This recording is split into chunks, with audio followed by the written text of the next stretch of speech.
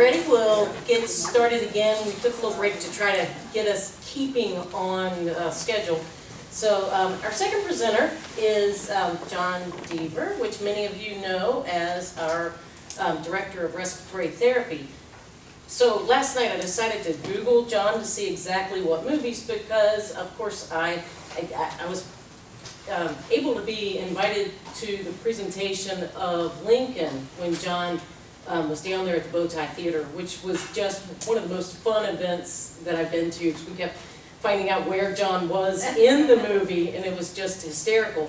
But what I didn't know, so he's on IMDb, which I thought was like, oh my God, I know somebody on IMDb, this is so cool. So go Google him when you get home. But he's worked on, of course, Steven Spielberg's Lincoln, which starred Daniel Day-Lewis in 2012. He's also, I think, starred in Broom's Closet. Were you a starring role in that? Leading role? And relatively redo, according to IMDb. So John is going to tell us it's only make-believe. Thank you. And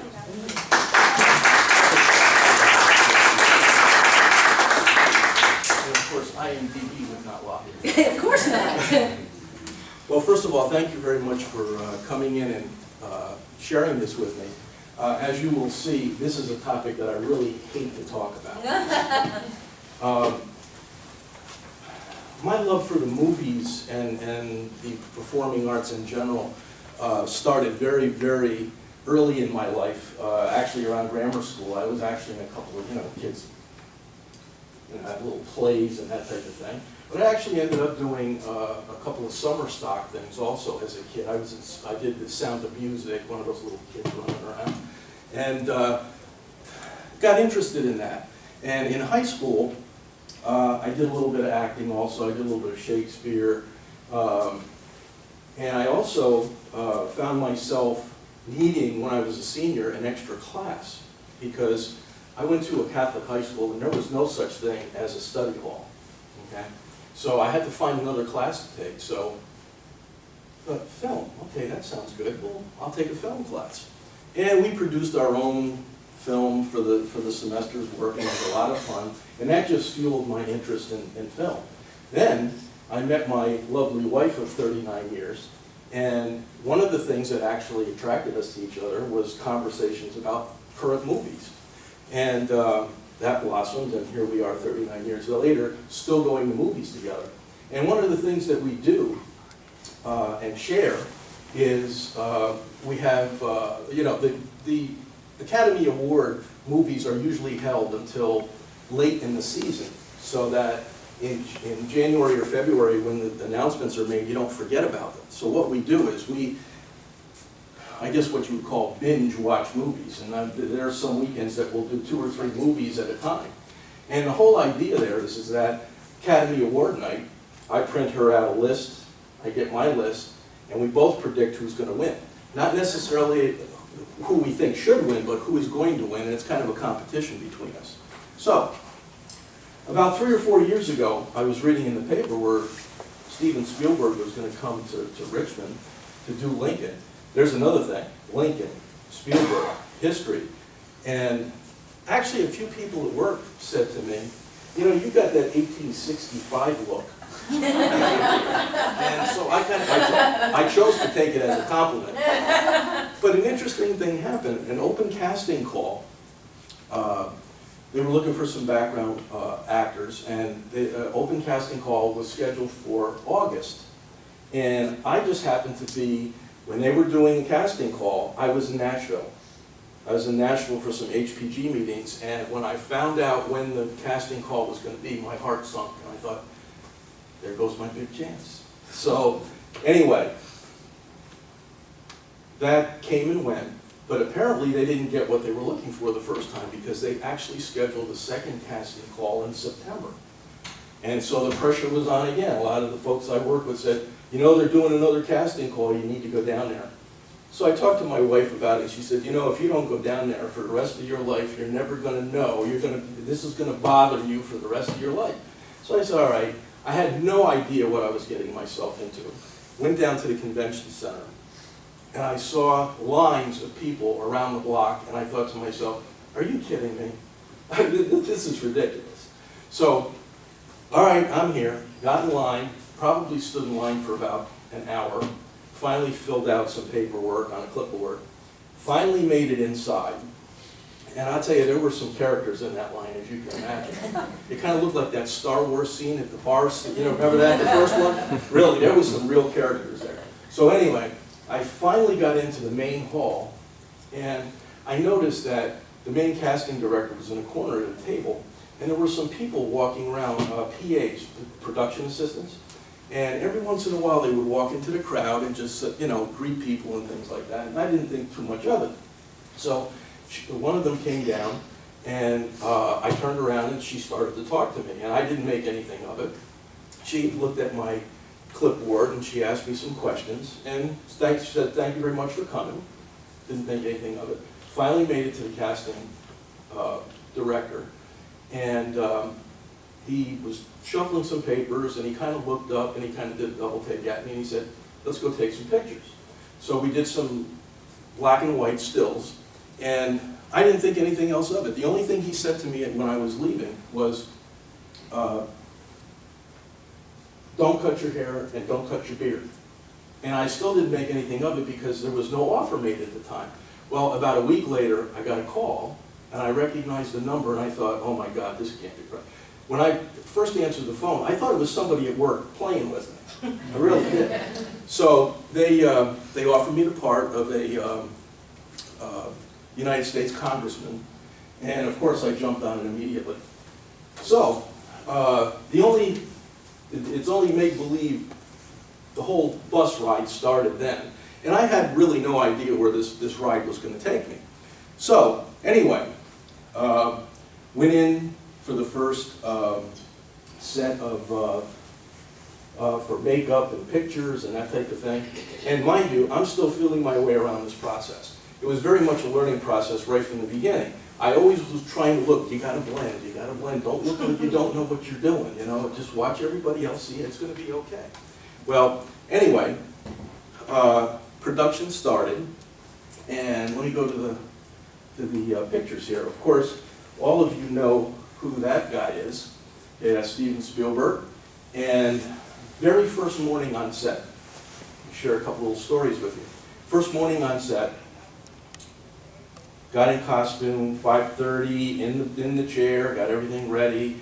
So PA assistant takes a couple of congressmen, myself, into the Senate chambers, show us where our marks were, set up the scene, blah, blah, blah.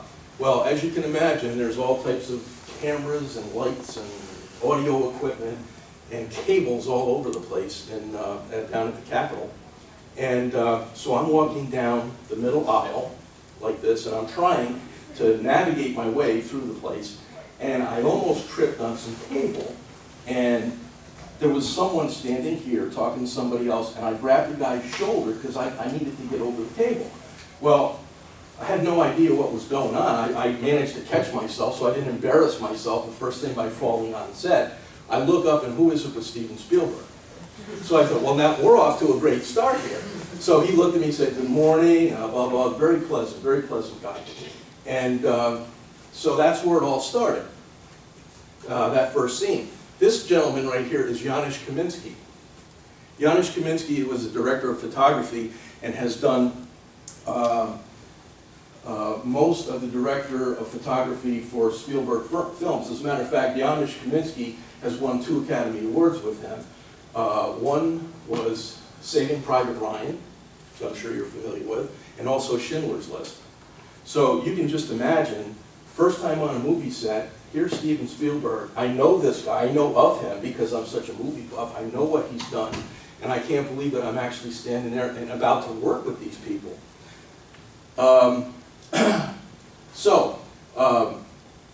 One other thing about Kaminski I was going to tell you, but of course it's eluding me at the moment, but that's okay. Let's see. Here's another picture of outside of the Capitol. This is Adam Sumner. He's the first assistant director. He's Spielberg's right-hand man, as you can see. And that's a PA. This is one of the outside exterior shots. That's the second assistant director right here, giving directions to some soldiers. This is some of the shots out at the Capitol. As you can see, they brought in a lot of dirt so that you couldn't see, you know, there wasn't a whole lot of concrete. There was no concrete in 1865. So they completely transformed the Capitol. And you'll see another picture here. I'll show you that what an amazing feat that was. Spielberg and the director of photography, Kaminsky, is down here. And let's see. That's me kind of, you can't see this, but that's me right there where they're shooting a shot where we're walking down the steps of the Capitol where they're talking, okay? This shot actually was taken from the building across the street because it was a closed set. There was no photography allowed on the set. Now, this is the back of the Capitol. You see this building here with the colonnades and all this. None of this is actually there. That was put up, and that was done overnight. In one night, as a matter of fact, I got used to coming, walking in and out of this building every day. And the next morning, I showed up after makeup and costume and everything. We're going to shoot, and I thought I was in the wrong building. It's like, where did these things come from? You know, really.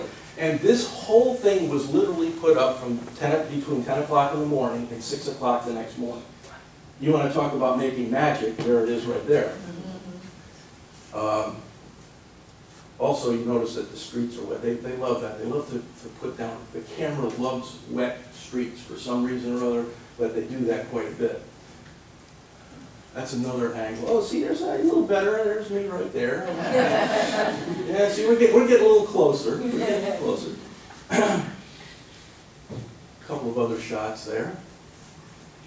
That was another exterior. See, we're getting closer. There's me right there in the corner. That shot was when the news that the 13th Amendment had passed. Of course, I was outside, but I was also inside also, but you wouldn't know that. Now, you want to talk about magic happening? This is what I look like every day before makeup. Okay? It's only make-believe, it certainly is. Because I went from that every day to that. Also, interesting thing, these glasses are actually period glasses. They're 1860 frames that I had my prescription put in because I needed to have glasses. I told them right up front, we have got to do something about glasses because I'm as blind as a bat without glasses and I'll be tripping over everything. So, and the nice thing is I actually got to keep glasses also, so I have a nice little memento there. That's another shot. Of course, those are my traditional glasses. That was just a quick shot outside. There's the man again.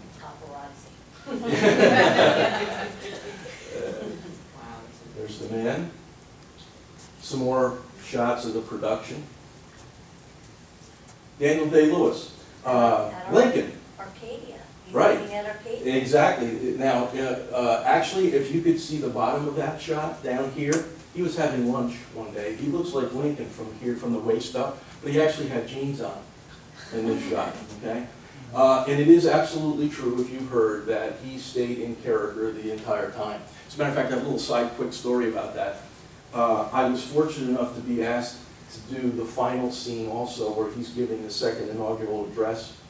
And my placement was about 2 or 3 steps in from his left.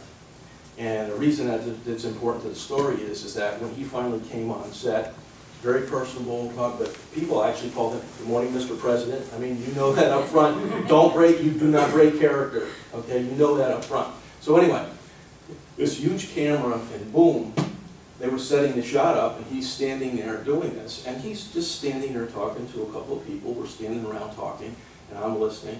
And for some reason or other, the camera just kept coming. And it looked like it was going to hit him right in the head. So one of the guys, when they finally figured out that camera's not stopping, they pushed the camera away at the last second. And he kind of ducked, and he turned around and he said, "Assassination attempt number 1. So he's not even breaking character then, you know. So anyway, also great it's just absolutely phenomenal to be able to have had this experience with an actor like he's a 3-time Academy Award winner. I'm sure you've probably seen some other work of his, like There Will Be Blood, and there certainly was. Last of the Mohegans, another one. All right, so Seward, here's a great story. This is David Straker. Now, some of you may recognize him from, he is also an Academy Award nominated actor. He was known for the lead in Good Night and Good Luck, where he played the newsman Edward R. Murrow, and he actually got an Academy Award nomination. He plays William Henry Seward, who happens to be the Secretary of State. Now, team of rivals, Secretary of State. Tony Kushner wrote the screenplay, okay, from Doris Kearns Goodwin's book. And he played Seward, and it just so happens that the town that I grew up in upstate New York, right across the street from the house where I was raised, is Seward's birthplace. There's a little museum there and all that kind of thing. So when I had something in common with this guy, so I actually saw him in the refreshment area one day. He's all by himself, and I thought, this is my opportunity to meet this guy. So I went in and I talked to him, and I told him about where my hometown is, and he was very interested about it. He says, oh, you must be from Florida, New York. I said, well, somebody's done their research. And he said, yeah, I was going to come up and do some research there, but I found out that the real family homestead is in Auburn, New York. So that's where he did his research. So I actually managed to start a little bit of a friendship with the guy. So, on the set, whatever, every now and then we'd stop and we'd talk. And currently he is, by the way, Godzilla's out Friday. He's got the lead in Godzilla. So I'm kind of like interested in waiting to see what that's all about. So let's move on. Okay, that's me and another congressman with David Straker. Very approachable, very nice guy. Sally Field. Sally Field, for those of you who saw the movie, they always have these big skirts with the hoops and everything. My claim to fame with her is that she almost knocked me down the stairs one morning with the hoop skirt. David Spader, Boston Legal, currently on Blacklist on NBC. Just watched last night, great show. Probably going to be an Emmy Award winner. He's a character. He really is a character. I got to see him getting ready for a scene where he comes running into Congress with a note from Lincoln. And I just happened to leave the set for a few minutes, and I was going to go to the restroom, and here's Spader doing this, running in place, and they're shooting him with water, spraying him down so that he looks like he's been sweating and running. And oh, by the way, I have to share this with you. When I went to the men's room, I went to the restroom, right? I'm doing what I need to do, and who walks in and stands next to me but Hal Holbrook? Hal Holbrook, and I'm thinking, oh my God, you got to be kidding me. I'm pinching myself. It's like and then I thought, well, what do you talk about at a urinal with Hal Holbrook, So anyway, but it all worked out.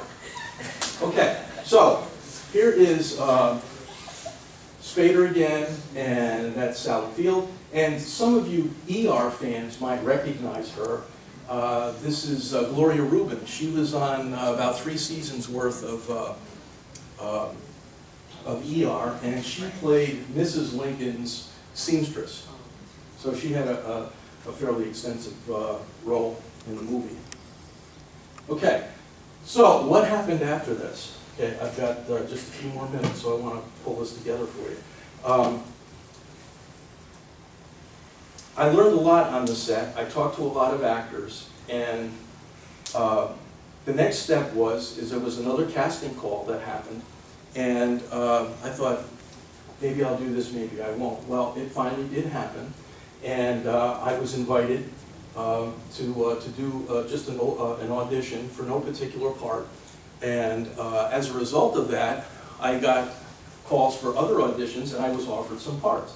And as you mentioned before, as a result of it, I've done probably about 4 or 5 shorts, and actually the last 2 things I've done are 2-hour feature lengths. I just finished doing a scene in a movie that's called The 19th, hopefully be out around Christmas time. I play a CEO of a biogenetic company, and I'm, believe it or not, I'm retiring and turning the company over to an evil PhD. And so anyway, we finished that scene. The thing that was really important to me about that was the first time that I actually carried a scene by myself. And sometimes when I do these things, I think to myself, what have I gotten myself into? Because this scene, this shoot took about 4 or 5 hours, and it was 90% my lines. So you've got 30, 40 people in the room, lights, everything, and I'll tell you, there is no rush. I cannot imagine any drug that is more of a rush that when they say sound, lights, action, because you're it. And I'll tell you, it's one of the most rewarding things after it was over with. I thought to myself, how lucky was I to be in the right place at the right time, and things have really blossomed for me from that standpoint. The latest thing that, oh, and by the way, Broom's Closet, played a doctor. I've done lawyers, I've played doctors. I also, in Broom's Closet, because of my medical background, I got a double credit on that movie because I was a medical advisor, which meant that I got to stay on set the whole time because it was set in a hospital, and they were going to do some really crazy looking things. So I set the scenes up for them with the equipment. This would look right, don't do this, don't do that. So I've had some fun from that standpoint also. I have one more movie that's going to be done in July and August. And actually this part is a departure for me. This is really going to be another step in the whole process because up until now I've been playing professionals, a senator, a congressman, a doctor, a lawyer. I get to play a grizzly old redneck from the hills up in West Virginia. Now, I told my wife about this, and she said, "Are you serious?" She wanted to look at the script. And I said, "I cannot not do this." I mean, the reason I want to do it is because it's just so 180 degrees from who I am and what I am. And it just so happens that my diction coach is here today. That's Tina. Oh! Tina happens to be from the West Virginia border, and I knew that, so I took the script to her one day and I said, "Tina, read this line for me." So thank you very much for your help at that point. So anyway, I'm looking forward to that. It's a pivotal scene in the movie. I'm really looking to do it. As I said, I've had a lot of fun with all of this. But so much of it has been being in the right place at the right time, and just following your instincts. You know, we all make choices in life, and what it comes down to is, in life we make choices, and sometimes those choices make us.